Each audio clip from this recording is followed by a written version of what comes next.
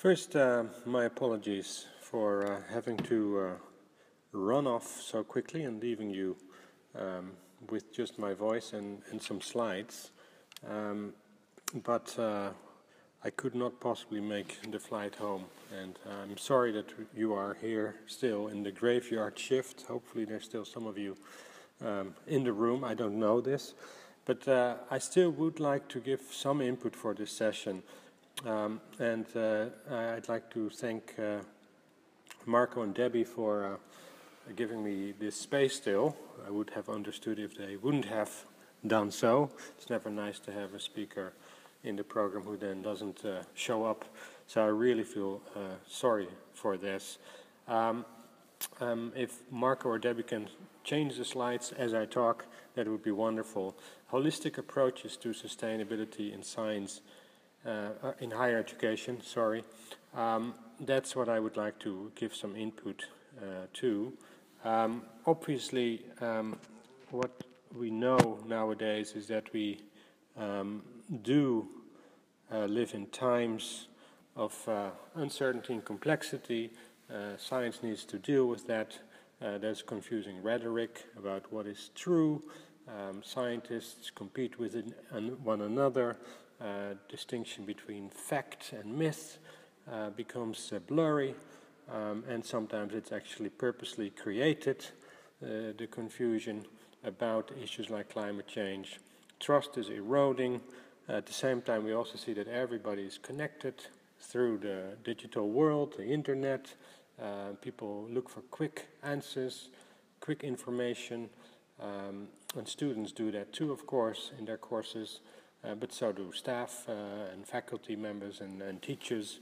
Not a lot of time to go in depth in issues, quick answers, loss of attention spans, things like that. That's happening at the same time as Michael Apple talked about yesterday. Neoliberal economic forces accelerating inequity, emphasizing certain values, material values mostly, the age of consumerism, but also accountability, measurement. And one response that we see also in education for sustainability is that we at least need continuous learning, recalibrating what we need to be doing, how we can learn from the past and how we can anticipate better futures. And indeed, sense of place and identity are a part of that as well. So how then does education respond, and in our case higher education? We tend to look, there are basically two ways of responding, you could say. The incremental one that says that we have not a bad system, and that system has brought us many good things in life, and we just need to optimize that system, eliminating, for instance, that we do not value certain qualities economically, and if we only could do that, water, air, even meaning and spirituality, if we could kind of put a price on that, then it would all fit well in our market-driven, capitalist, neoliberal worldviews. It's just a matter of optimization versus a more transition-oriented approach that says, well, we need to really rethink the basic values and assumptions and the worldviews themselves if we are to live more sustainably on this planet. So optimization versus a transition approach, or doing the things we do better, or doing better things, you could say. You could also look at education in that same way, although in this slide is actually just an example of how this works for food security. I won't spend a lot of time on this, but you can see that in the upper right corner, it's more the transition-oriented approach, where you need technological transitions as well as societal transitions of doing things altogether differently.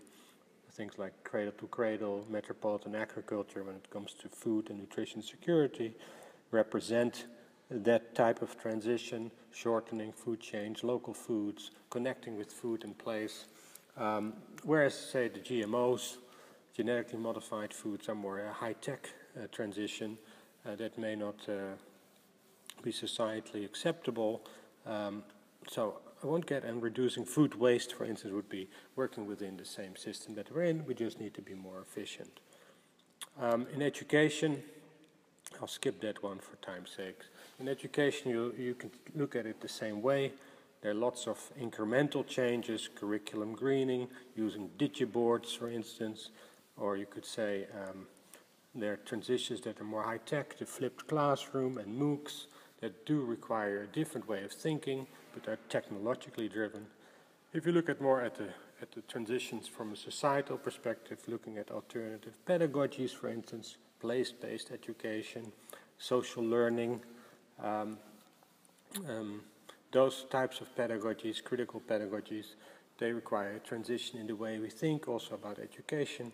And in the upper right, you could think about learning ecologies, whole institution approaches that require transitions both technologically and at the societal levels in the cultures and minds of people and organizations. Stephen Sterling uses this denial on the lower left. We can just go on the way we've always worked, or adding it on little bits and pieces to optimize our system, or building it in that requires more a whole institution, a whole transition, or a whole system redesign, which is kind of a restructuring, rebuilding of our system on new assumptions and values.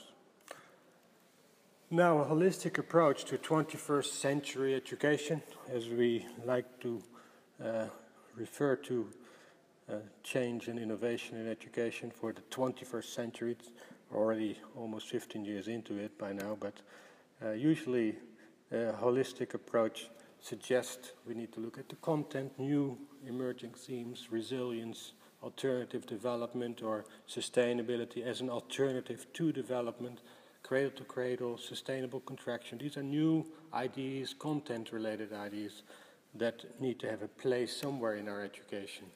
But also new forms of research, like phronesis, reflexive practice, civic science, all important to consider if we want to rethink the relationship between science and society. Linking the university, higher education to what we call the Big Five, the world of business, the world of governance, world of education, world of research, and the world of civic society organizations and NGOs. They all need to co-create sustainability in a generative, interactive way.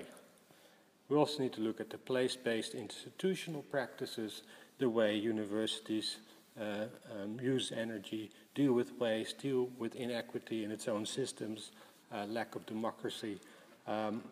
We can talk about it, but if we don't mimic that in our own practices, it is not going to be a very powerful place for learning. And again, the pedagogical innovation will be required as well. If you do all that together, you could say there is a holistic approach to higher education when it comes to making it more sustainable and contributing to sustainability.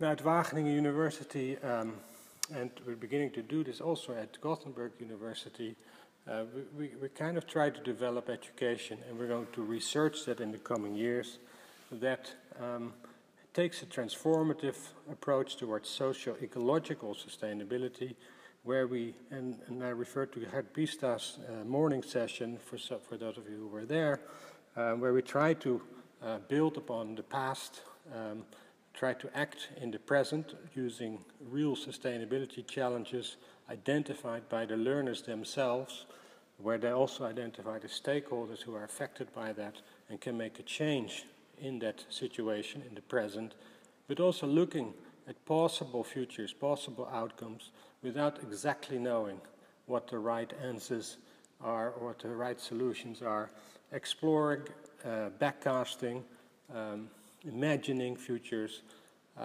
where you work in a specific context, which is that locally rooted sustainability challenge, but you always look at the bigger global manifestations of those issues.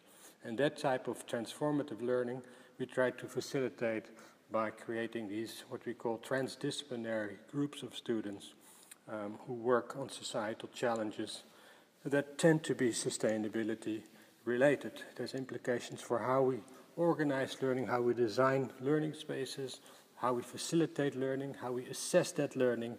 And if you're interested in that, we've written a chapter about this in a book edited, Marco Rickman being one of the editors, on sustainability in higher education, a Springer handbook, and we have written about this in terms of socio-ecological innovation and the role of higher education in accelerating such innovation, although we should also critique a little bit the innovation framework, which suggests that we always must develop, renew, rethink, and that we can never be in a place or be happy where we are or with who we are, but that we must always develop, which could also be seen as problematic. So I'd like to add the word critical to that as well.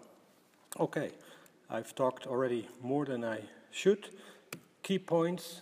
I think we need to get better in designing and investigating the learning context and spaces that enable our students to develop embedded, unsustained abilities. And there will be more talk about what those abilities and competencies might be or look like, and associated capacities and qualities. We need to blur the boundaries between the institutional, the community-based, and the workplace learning. And these connections are essential and inevitable. How to co-create sustainability, how to engage in boundary crossing in a meaningful, generative way.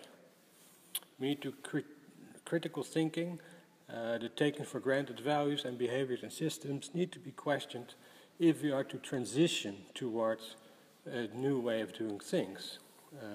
The transitionary perspective has not been developed very well in higher education. And finally, the normative dimension, the values, the ethics underlying environmental and sustainability education needs to be strengthened if a transition perspective is to be taken seriously. Thank you for your attention, and I hope there will be some discussion about this. And again, apologies for not being with you, and I do wish all of you a safe and good trip back home.